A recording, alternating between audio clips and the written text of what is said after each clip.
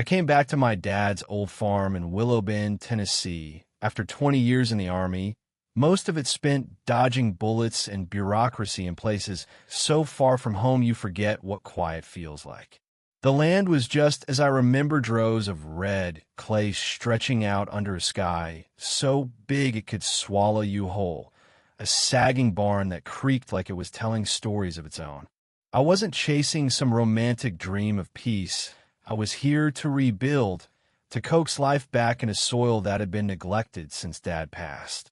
My brother, Tom, had tried to keep it going, but after a bad fall and a new neighborhood sprouting up next door with its shiny HOA rules, he sold his share and hightailed it to Montana.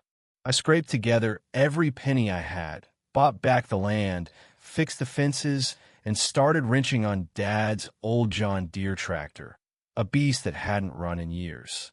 I didn't come back to make friends or play neighbor. I came to honor what was ours, to plant corn tall enough to make Dad proud. But I hadn't counted on Ellen Harper, the queen bee of the Crestwood Meadows HOA, a woman who wielded her clipboard like a general and saw my farm as a stain on her perfect suburban canvas. It started small, the way trouble always does. I've been back maybe 3 days, still unpacking boxes in my weathered little ranch house, when there's this knock at the door sharp, like someone's trying to wake the dead. I open it, coffee mug in hand, and there's Ellen, mid-50s, hair sprayed stiff as a board, sunglasses perched like a crown, holding a clipboard like it's the Constitution. "You must be the new resident," she says, peering past me like she's inspecting my soul. "I'm the owner," I say, keeping it short, Jack Ramsey. She gives me this tight smile, like she's tasted something sour.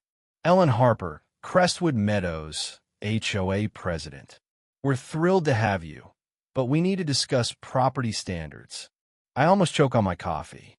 "This ain't Crestwood," I say, waving at the fields behind me. "This is my land, been in my family for generations now, HOA here." Her smile twitches, but she doesn't blink. "Well, Jack, what happens on your property impacts our community's aesthetic. That tractor, for instance, unsightly, disruptive." I stare at her, half expecting her to crack a smile, but she's dead serious. "You're kidding, right?" I say. She just hands me a pamphlet, mutters something about visual covenants, and struts off, her heels clicking like a countdown. I figured that was it, just some busybody flexing muscle she didn't have. But within a week, I get a typed letter not mailed, hand-delivered claiming my tractor's a visual nuisance and might violate some setback rule that, when I looked it up, only applied to homes in her HOA. I tossed it in the trash, but Ellen wasn't done. One afternoon, I'm out in the barn, elbow deep in grease, when I hear this faint buzz like a giant mosquito. I look up, and there's a drone hovering over my field, low enough to kick up dust.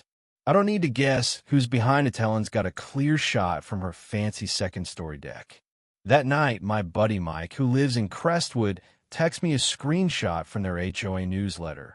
A blurry photo of my tractor with a caption, "New neighbor's machinery raises safety concerns near our kids' bus stop." I laugh, but it's the kind of laugh that sits heavy in your chest. Mike's text says, "Watch yourself, Jack. She's got a vendetta." I didn't move an inch. See, I knew something Ellen did in this land was mine, not just in spirit, but on paper. I had the deeds, the surveys, the permits. My fields were zoned agricultural, and that tractor she hated, registered, inspected, legal as Sunday morning. I'd fought for freedom halfway across the globe. I wasn't about to let some HOA dictator push me around on my own dirt. So I kept working, fixed the irrigation, planted half an acre, got the tractor humming after weeks of cussing at rusted bolts. Ellen kept sending letters. I kept ignoring them. She called code enforcement.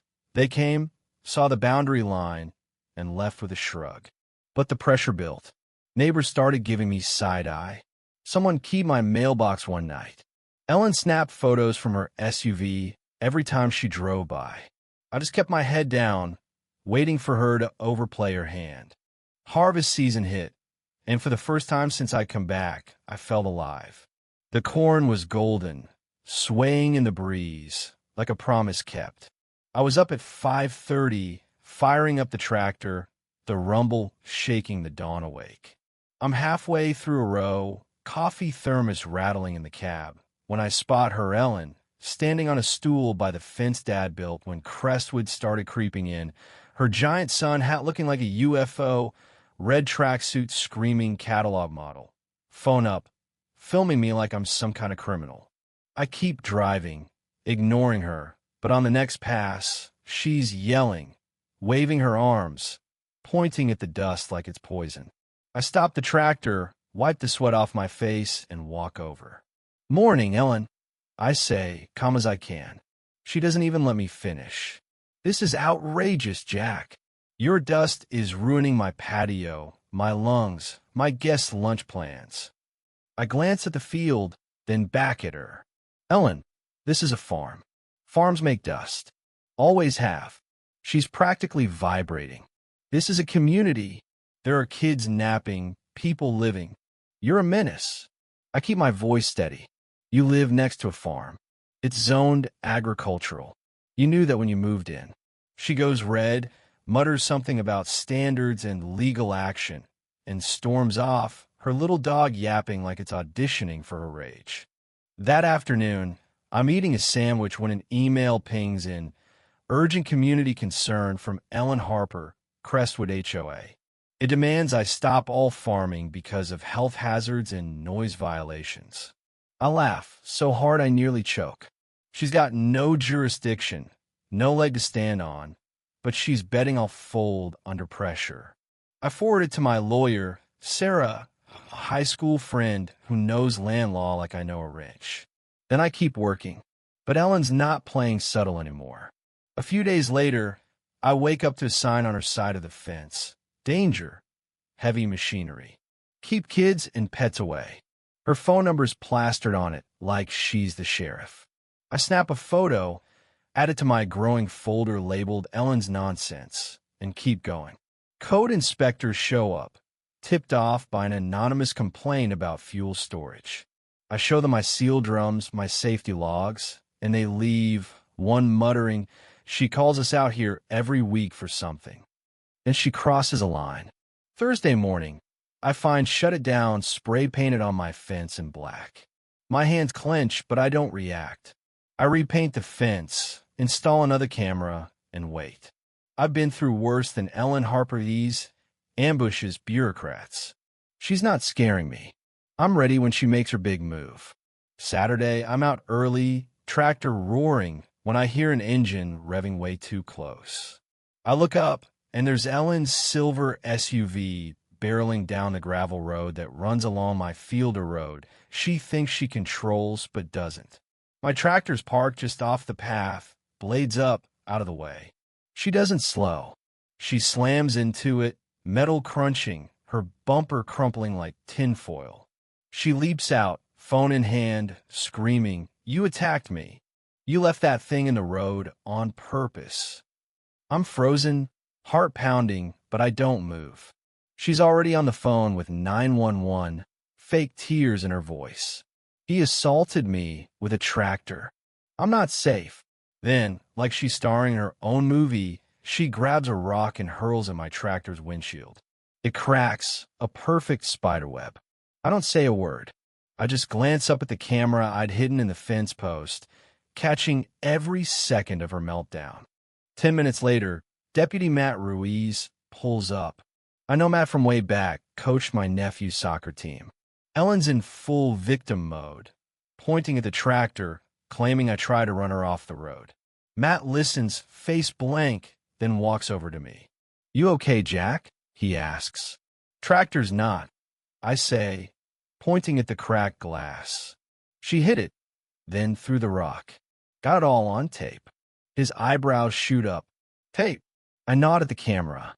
Full HD, time-stamped, her car, her rock, her call. He takes the USB I hand him, shakes his head. "You want to press charges?" I lean against the tractor. "I want her to stop lying, Matt. I want to farm in peace." He nods, tells Ellen to stay put while he reviews the footage at the station. She's livid, demanding a supervisor, but Matt just drives off. I go back to work. The tractor's rumble drowning out her yells. The next day, Ellen doubles down. She posts on the HOA's Facebook page a long rant about hostile farmers and community safety. But the tide's turning. A neighbor, Lisa, comments, "Maybe leave the guy alone?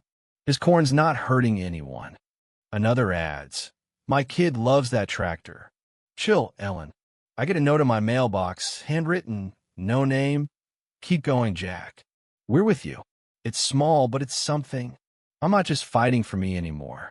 Sarah calls that night. "Your footage is gold. She's done if this goes to court." I don't want court, but I'm ready.